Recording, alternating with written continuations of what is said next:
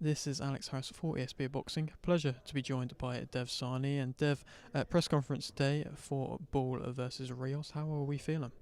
We're feeling good, Alex. Good to see you. And listen, it's all about Nick Bull, right? Big time boxing's coming back to Liverpool. World Championship boxing's back in Liverpool because of that man. He's an unbelievable fighter. He's one of the best fighters in the world. He's the best featherweight in the world, and I think we should enjoy every time we get to see him in the ring and enjoy Saturday night. I think he's going to put on a special performance.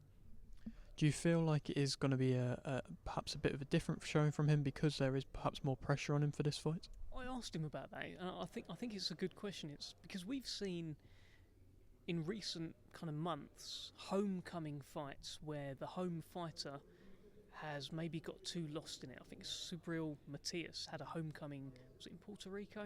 And he ended up losing. And it happens sometimes, because he lives around the corner from here, Nick Bull does. And suddenly you can get people asking you for tickets on the day, you've got to do this, you've got to do... Things like that can offset you. I don't think it'll offset him though. He is razor focused. He's not going to be a guy on his ring walk taking selfies with the fans and stuff like that. I think it could affect fighters, but I don't think it'll affect him. Of course, it didn't seem like it was the most, fiery back and forth up there, but we didn't really expect that. And do you feel like Nick Bull is up there with probably one of the most exciting fighters around at the moment? Yeah, definitely. He's so watchable. Everything that you'd want to see in a fighter, he's got it. If you like Mike Tyson, you'll like Nick Bull, and everyone likes Mike Tyson. So when you see Nick Bull, you'll enjoy it. And it's a great undercard as well, full of great local talent. And is there any kind of, I suppose, one fight in which you could pick out that you think would be really entertaining? It's always great to see Andrew Kane. He's just ferocious. He's got an energy. I love what he was saying up there. He said, "I don't even know this fella's name. I don't even care." I love that energy. I'm looking forward to seeing Javier Herrera as well. He's not local talent, but he is based here. And he's Cuban, unbeaten in 15 fights. And normally when you've got an unbeaten Cuban in 15 fights, their knockout rate will be maybe they've knocked out 3 or 4 of those.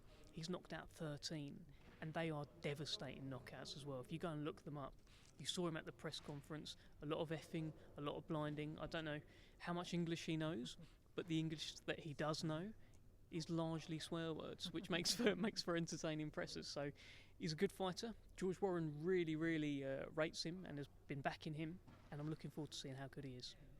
And I suppose, fighters like Herrera and other non-English fighters are coming to Queensbury now, and do you think that's just making it for a great stable? Yeah, the stable's just flying, just unbelievable right now. You can see it. Fighters being announced all the time. The heavyweight stock that Queensbury have is unrivaled, really. And yes, it's a good time at Queensbury. And, to go into that heavyweight stable in the aftermath of Joshua Dubois, of course, it seems like Eddie Hearn is eager for that of the rematch, and it seemed like it was talked about pretty much straight away. Do you feel like fighters are perhaps getting too ahead of themselves with the rematch? I don't know. I mean, if they all want it, it will happen. So, I'm sure all the right people will sit down and decide the next moves there, but I'd watch it again. And a lot of people are saying that it was more Joshua's bad performance than Dubois' good performance. Do you feel like that's a bit of an unfair criticism? I don't think Joshua was allowed to perform, essentially. I think once he felt the first jab, followed by the first right hand, any game plan or kind of disappeared, and it ended up being a fight. Hence why what could be seen was quite early in the fight, he ended up trying to roll the dice, because I think Daniel Dubois just shocked him with the pressure, the volume and the power and the accuracy, the fact that he got through. So it's always going to happen that more people will speak about Joshua than they will about Dubois, but I'm seeing that narrowing more and more. Do you feel like it lived up to the 96,000 kind of bill it had? Yeah, absolutely. That was just a firefight. That final round in particular was breathtaking. The final round was a little bit of Hagler Hearns. The rest of the fight wasn't. The rest of the fight was Daniel Dubois imposing himself. But that final round, great back and forth, and a brilliant night at Wembley. And of course, Riyadh season is flying at the moment. And for yourself, if you could pick one moment from what we've had from Riyadh season so far as a highlight moment, what would you say?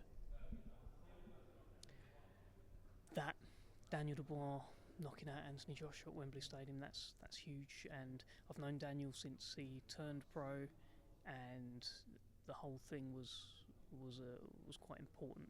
And I'm proud of him. I'm happy for him. And that was probably the crowning moment, I think, so far, for me personally. And of course, we have a great 50-50 contest between Beterbiev and Bivol. And do you believe that it is a true 50-50?